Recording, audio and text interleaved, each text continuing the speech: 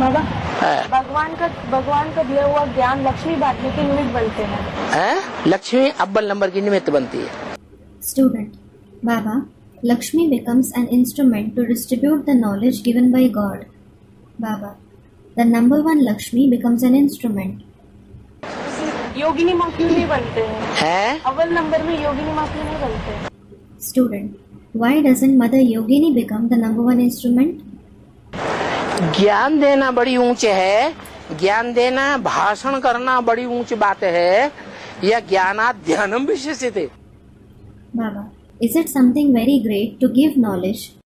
Is it something very great to give knowledge, to give lectures, or is remembrance special than knowledge? जय Siya Ram. Everyone, remembrance is special than knowledge. Jai Siya Ram. फिर Then, विशेषता ज्ञान की है या योग की है? is knowledge or yoga special? योगी है। ज्ञान की इतनी विशेषता है कि जब तक ज्ञान नहीं होगा योग नहीं लगेगा। सही।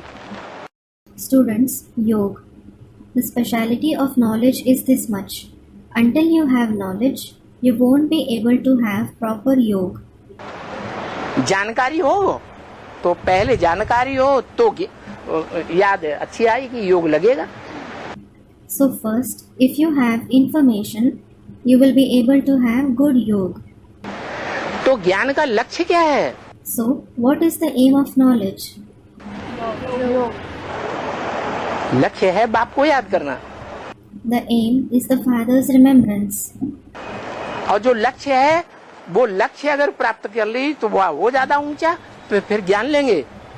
And if someone achieves the aim, is it greater or will he take knowledge? है बस। Students, it is greater to achieve the aim. That's it. इसलिए जो लक्ष्य सिद्ध करने की स्टेज पर है, This is why the one who is at the level of achieving the aim, कि हम ये ज्ञान जो ले रहे हैं उसका भी ध्येय क्या है? the knowledge we are obtaining, what is its goal? Aim object क्या है? What is the aim and objective? लक्ष्य है। लक्ष्य है योग, बाप से प्यार, बाप से लगाओ। अभी विचारी। The aim is yoga, love for the Father, unadulterated attachment towards the Father. इसलिए ज्ञान से क्या विशेष है? This is why what is special when compared to knowledge? ध्यान विशेष है, ज्ञान से योग विशेष है। Remembrance. Yoga is special when compared to knowledge.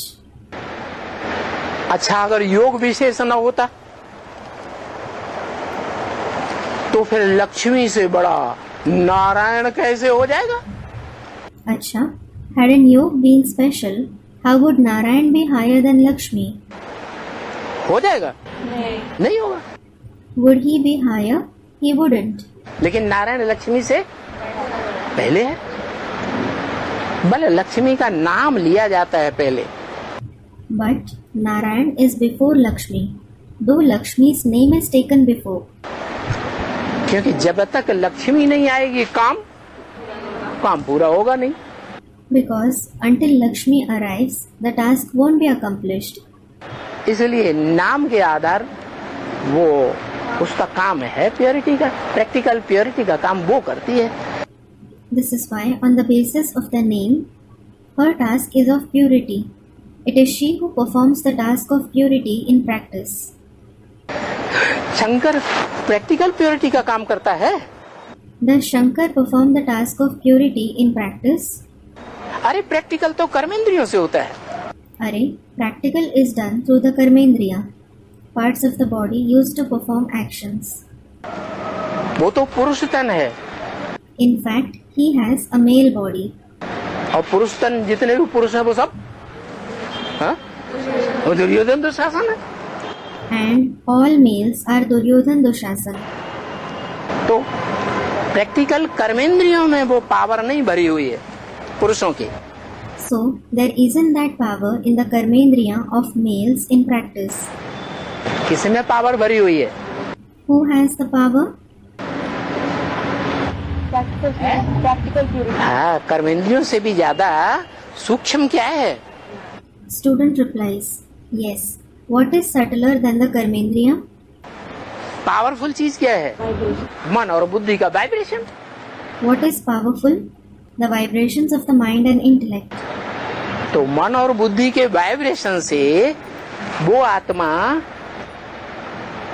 शरीर की कर्मेंद्रियों के साथ लक्ष्मी की तरफ खिंचती है। So, is that soul pulled towards Lakshmi with the vibrations of the mind and intellect and with the Karmendriya of the body?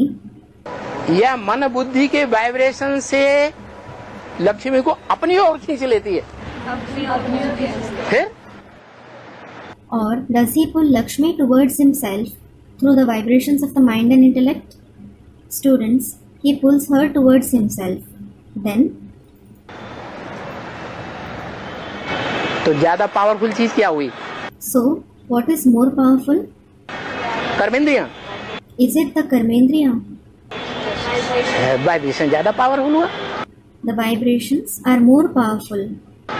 आत्मा की शक्ति, जो मूल शक्ति है मनोबुद्धि, जिसको कहते हैं मन बुद्धि रूपी आत्मा, The power of the soul, the main power of the mind and intellect, which is called the mind and intellect like soul, ये तो नहीं कहा इंद्रियों रूपी आत्मा। it certainly wasn't said the Indriya like soul. मुख से ज्ञान सुनाएंगे, अच्छा मुख से नहीं सुनाएंगे, आंखों के वाइब्रेशन से ही दूसरों को पता चल जाएगा ये हमारे प्रति कल्याणकारी है या नहीं है। You will narrate the knowledge through the mouth. Acha, you won't narrate it through the mouth. Others will come to know just through the vibrations of the eyes whether you're beneficial or not. कल्याणकारी ज्ञान सुना रहा है या नहीं सुना रहा है, आंखों से भी तो पता चलता है। Whether you are narrating beneficial knowledge or not. It is also known through the eyes, isn't it? लेकिन इंद्रियों का आधार तो लिया ना। But support of the Indriya was certainly taken, wasn't it?